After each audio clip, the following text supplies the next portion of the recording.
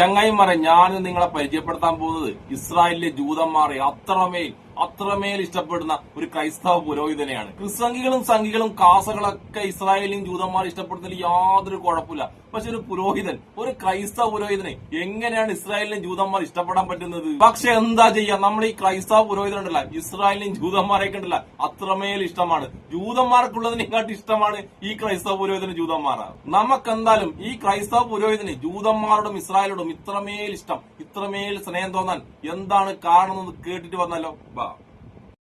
അച്ഛാ, ഞാൻ തുടക്കത്തിൽ സൂചിപ്പിച്ചതുപോലെ ഒരു അത്ഭുതമായിട്ട് ഇസ്രായേൽ നിലകൊള്ളുകയാണ്. ഏറ്റവും ഈ കഴിഞ്ഞ ദിവസം നമുക്ക് കാണാൻ സാധിച്ചു 181 ബാലിസ്റ്റിക് മിസൈലുകളാണ് ഇസ്രായേൽ എന്ന ഒരു കൊച്ചു രാജ്യത്തിന് നേരെ ഇറാനിലെ തീവ്ര മത ഭരണകൂടം തൊടുത്തുവിട്ടത്. മറ്റേതെങ്കിലും രാജ്യമായിരുന്നെങ്കിൽ ഏകദേശം ഒരു 10 ബില്യൺ ജനങ്ങൾ അവിടെ മരിച്ചു വീണേനെ. എന്തുകൊണ്ടാണ് ഈ ഒരു കാലഘട്ടത്തിൽ ഇത്രയേറെ ആക്രമണങ്ങൾ നേരിട്ടും ആ ഒരു രാജ്യം ഇപ്പോഴും ശക്തിയോടുകൂടി തന്നെ പിടിച്ചു നിൽക്കുന്നതിലെ ആ ഒരു അത്ഭുതം അല്ലെങ്കിൽ ആ ഒരു രഹസ്യം എന്താണ്? Father Tom പുലിക്കോൻ. ജോർജി, ഈ ഒരു ചോദ്യത്തിന്റെ ഉത്തരം എന്തുകൊണ്ട് ഇസ്രായേൽ ഒരു അത്ഭുതമായിട്ട് നിലനിൽക്കുന്നു? ചുറ്റും ശത്രുക്കൾ പെരുകി നിൽക്കുമ്പോഴും നീണ്ട 75ലധികം വർഷങ്ങളായി ആധുനിക ഇസ്രായേൽ എന്ന് പറയുന്ന രാജ്യം സ്ഥാപിക്കപ്പെട്ടു. പക്ഷേ നിരന്തര ആക്രമണങ്ങളെയും ഭീകരവാദികളുടെയും അവരെ പിന്തുടരുന്ന രാഷ്ട്രങ്ങളുടെയും ഒക്കെ ആക്രമണങ്ങളെ അവർക്ക് നേരിടേണ്ടി വരുന്നു. എന്നിട്ട് അവർ നിലനിൽക്കുന്നത് എന്തുകൊണ്ട്? ഈ ഒരു ചോദ്യത്തിന്റെ ഉത്തരം അറിയണമെങ്കിൽ ഇസ്രായേലിന്റെ ചരിത്രത്തെക്കുറിച്ചുള്ള ഒരു കൃത്യമായ ധാരണ ഉണ്ടാകുമ്പോഴാണ് എന്തുകൊണ്ട് ഇസ്രായേലിനെ ഒരു അത്ഭുതമായിട്ട് നമുക്ക് പറയാൻ പറ്റും എന്നുള്ളതിന് ഉത്തരം കിട്ടുന്നത്. അപ്പോൾ ദൈവത്തിന്റെ എല്ലാ അനുഗ്രഹങ്ങളും സ്വീകരിച്ച ലോകത്തിലെ ഏക ജനതയാണ് ഇസ്രായേൽ. അപ്പോൾ ഇനി ദൈവത്തിന്റെ വാഗ്ദാനങ്ങളുടെ ജനതയാണ്. അതുകൊണ്ട് റോമാലേഖനത്തിലൊക്കെ പൗലോസ്ലീഹ വളരെ കൃത്യമായി ഇസ്രായേലിന്റെ വിളിയെയും അവരുടെ തെരഞ്ഞെടുപ്പിനെയും കുറിച്ച് പറഞ്ഞുകൊണ്ട് റോമാലേഖനത്തിന്റെ 11:29 പൗലോസ്ലീഹ പറയാണ്, ദൈവത്തിന്റെ വിളിയും തെരഞ്ഞെടുപ്പും ഒരിക്കലും പിൻവലിക്കാൻ പറ്റുന്നതല്ല. അപ്പോൾ അബ്രഹാമിലൂടെ ദൈവം ഒരു ജനതയെ രൂപപ്പെടുത്താൻ ആഗ്രഹിച്ച് ദൈവം ഈ അബ്രഹാമിനെ വിളിച്ചെങ്കിൽ ഓരോ കാലഘട്ടങ്ങളിൽ വിഗ്രഹാരാധന, അന്യദൈവ പൂജ, അവരുടെ ഉള്ളിലെ അന്തഃഛിദ്രങ്ങൾ, ധാർമ്മിക അപചയം, ഇതൊക്കെ മൂലം ദൈവം അവരെ ചില ശിക്ഷണങ്ങൾക്ക് വിധേയരാക്കിയെങ്കിലും ദൈവത്തിന്റെ വാഗ്ദാനങ്ങളും വിളിയും ഒരു കാലത്തും പിൻവലിക്കാൻ പറ്റുന്നതല്ല. അതിന്റെ തെളിവാണ് ഇന്നും ഇസ്രായേൽ ചുറ്റും ഒരു ചെറിയ രാജ്യത്തെ, ഒരു ചെറിയ ജനതയെ ശത്രുതയോടെ ആക്രമിക്കാൻ പാർത്തിരിക്കുന്ന ഒരു വലിയ ജനസഞ്ചയത്തിന്റെ രാജ്യങ്ങളുടെ കൂട്ടായ്മയുടെ നടുവിലും അവർ നിലനിൽക്കുന്നതും അവർ വിജയിച്ചുകൊണ്ടേയിരിക്കുന്നതും. അതുകൊണ്ട് ആരാണ് ഇസ്രായേൽ? ദൈവം തെരഞ്ഞെടുത്ത ദൈവത്തിന്റെ അനുഗ്രഹ വാഗ്ദാനങ്ങളുടെ ജനതയാണവർ. അതാണ് ഇസ്രായേലിന്റെ ഏറ്റവും വലിയ പ്രത്യേകത എന്ന് പറയുന്നത്. അവർ അനുഗ്രഹത്തിന്റെ ദൈവിക വാഗ്ദാനങ്ങൾ സ്വീകരിച്ച ജനതയാണ് എന്നുള്ളതാണ്. എനിക്ക് ഈ ക്രൈസ്തവ പുരോഹിതൻ സംസാരിക്കുന്നത് നോക്കുമ്പോഴല്ല, ക്രൈസ്തവനായിട്ടല്ല തോന്നിട്ടാ, ജൂതനായിട്ടാ തോന്നിച്ചങ്ങനെ. എന്തായാലും നമുക്ക് ഇറാനിയും പലസ്തീനിയും അങ്ങോട്ട് പോയി ആക്രമിച്ചിട്ട് അവിടെയുള്ള കുഞ്ഞുങ്ങളെ പോലും വെറുതെ വിടാതെ ഇസ്രായേലിനെ ഇത്രമാത്രം സ്നേഹിക്കുന്ന ഈ ക്രൈസ്തവ പുരോഹിതനെ നമുക്ക് കുറച്ച് കാര്യങ്ങൾ ഒന്ന് പഠിപ്പിച്ചു കൊടുത്താലോ? എന്റെ പൊന്നു പിതാവേ, താങ്കളിപ്പം ദൈവത്തിന്റെ ആൾക്കാർ എന്ന് പറഞ്ഞ ടീമില്ലേ, അവരാണ് താങ്കളുടെ ദൈവത്തിന കുരിശിൽ തറച്ചത്. ആ സംഭവം ഉണ്ടല്ല, ലോകത്തുള്ള എല്ലാ ക്രൈസ്തവർക്കും അറിയാം. പക്ഷേ ഉണ്ടല്ല, കേരളത്തിൽ മാത്രമുള്ള കുറച്ച് ക്രിസ്തീയ ക്രൈസ്തവരില്ലേ, അവർക്ക് മാത്രമേ അത് അറിയാത്തുള്ളൂ. ഈ സംഭവത്തോടു കൂടി യേശുവിന്റെ മരണത്തിന് ജൂതന്മാരാണ് കാരണം എന്നുള്ള ഈ സംഭവത്തോടു കൂടി ഉണ്ടല്ല, ലോകമെമ്പാടും ജൂതന്മാർക്ക് നേരെ ശക്തമായ ആക്രമണം ഉണ്ടായി. ഈ സംഭവം ഉണ്ടല്ല, ഞാൻ പറയുന്നതല്ല, നിങ്ങളുടെ തന്നെ ചരിത്ര ഗ്രന്ഥങ്ങളിൽ കൃത്യമായിട്ട് എഴുതിയിട്ടുള്ളതാണ്. അതോടുകൂടി ലോകത്തെവിടെയൊക്കെ ജൂതന്മാരുണ്ടോ അവിടെയൊക്കെ ഉണ്ടല്ല ക്രൈസ്തവര് ജൂതന്മാരെ ഇല്ലായ്മ ചെയ്യാൻ തുടങ്ങി. ക്രൈസ്തവരാണ് കേട്ടോ, അല്ലാതെ മുസ്ലിങ്ങളല്ല ജൂതന്മാരെ ഇല്ലായ്മ ചെയ്യാൻ തുടങ്ങിയത്. ക്രൈസ്തവരാണ്, താങ്കളുടെ ക്രൈസ്തവർ. അതുമാത്രമല്ല, ക്രൈസ്തവ രാജ്യങ്ങളായ സ്പെയിൻ ആയാലും ശരി, ഫ്രാൻസ് ആയാലും ശരി, ഇംഗ്ലണ്ട് ആയാലും ശരി, ജൂതന്മാരുണ്ടല്ല അവരുടെ രാജ്യങ്ങളിൽ നിന്ന് ജൂതന്മാരെ പൂർണ്ണമായും പുറത്താക്കി. അങ്ങനെ ക്രൈസ്തവ രാജ്യങ്ങളിൽ നിന്ന് ക്രൈസ്തവർ തന്നെ പുറത്താക്കിയ ആ ജൂതന്മാർക്ക് വേണ്ടിയിട്ടാണ് ഈ ചങ്ങയൊക്കെ കേരളത്തിൽ നിന്ന് ഇത്രമാത്രം ബാധിക്കുന്നത്. പിന്നെ ജൂതന്മാർക്ക് നേരെ നമ്മൾ ഹിറ്റ്ലറും ജർമ്മനിയും ചെയ്ത കാര്യം അതൊന്നും ഞാൻ പറയുന്നില്ല കേട്ടാ. മുഹമ്മദ് ഹിറ്റ്ലർ എന്നല്ല മൂപ്പറ പേര് കേട്ടാ, ഹിറ്റ്ലർ തന്നെയാണ് മൂപ്പറ പേര്. മൂപ്പർ ആരാണെന്ന് ഞാൻ പറയേണ്ട ആവശ്യമൊന്നുമില്ലല്ലോ. അങ്ങനെ റഷ്യയിലും യൂറോപ്പിലുണ്ടായ ജൂതവിരുദ്ധ കലാപങ്ങളിൽ എത്രമാത്രം ജൂതന്മാരാണ് ഇല്ലാതായത്. ആ ജൂതന്മാർന്നുണ്ടല്ല തലയിൽ ചക്ക വീണിട്ട് ഇല്ലാതായതല്ല, അല്ലാതെ കാൽവെഴുതി വീണ് ഇല്ലാതായതല്ല. ആ ജൂതന്മാരൊക്കെ അവരൊക്കെ ഉണ്ടല്ല നിങ്ങളുടെ ക്രൈസ്തവർ തന്നെ ഇല്ലാതാക്കിയതാണ്. അങ്ങനെ നിങ്ങൾ തന്നെ ഇല്ലാതാക്കിയ, അങ്ങനെ നിങ്ങളുടെ രാജ്യത്ത് നിന്ന് നിങ്ങൾ തന്നെ പുറത്താക്കിയ ജൂതന്മാരെ നിങ്ങൾക്കിപ്പോ ദൈവത്തിന്റെ ആരോന്നൊക്കെ തോന്നുന്നല്ലേ?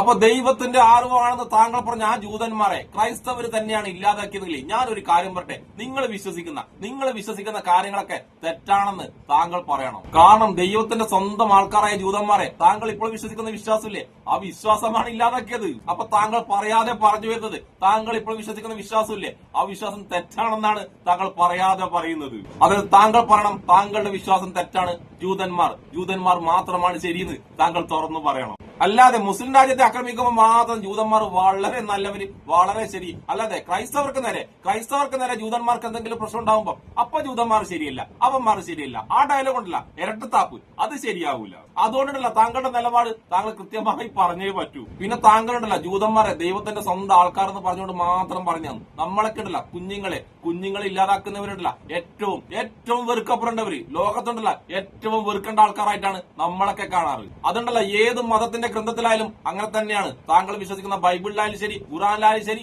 ഭഗവത്ഗീതയിലായാലും ശരി, എല്ലാത്തിലും അങ്ങനെ തന്നെയാണ് പറഞ്ഞത്. കുഞ്ഞുങ്ങളെ ഇല്ലാതാക്കുന്നവര് ഏറ്റവും വെറുക്കപ്പെടേണ്ട ടീമായിട്ടാണ് എല്ലാ ഗ്രന്ഥത്തിലും പറഞ്ഞിട്ടുള്ളത്. അപ്പോൾ ബൈബിളിൽ പൂർണ്ണമായ വിവരമുണ്ട് എന്ന് പറഞ്ഞ താങ്കൾ ഏത് ബൈബിളാണ് വായിച്ചിട്ടുള്ളത്? ഏത് ബൈബിൾ വായിച്ചിട്ടാണ് കുഞ്ഞുങ്ങളെ ഇല്ലാതാക്കുന്ന അവരെ ദൈവത്തിന്റെ സ്വന്തം ആൾക്കാരാണെന്ന് താങ്കൾക്ക് പറയാൻ പറ്റുന്നത്? പിന്നെ നമ്മൾ അവതാരകരല്ലേ ഫസ്റ്റിൽ എന്തോ ഒരു തള്ളുന്നുണ്ട്. എത്രയോ മിസൈൽ വന്നപ്പം ഇസ്രായേലിനെ ആരോ പോയി രക്ഷിച്ചെന്ന്.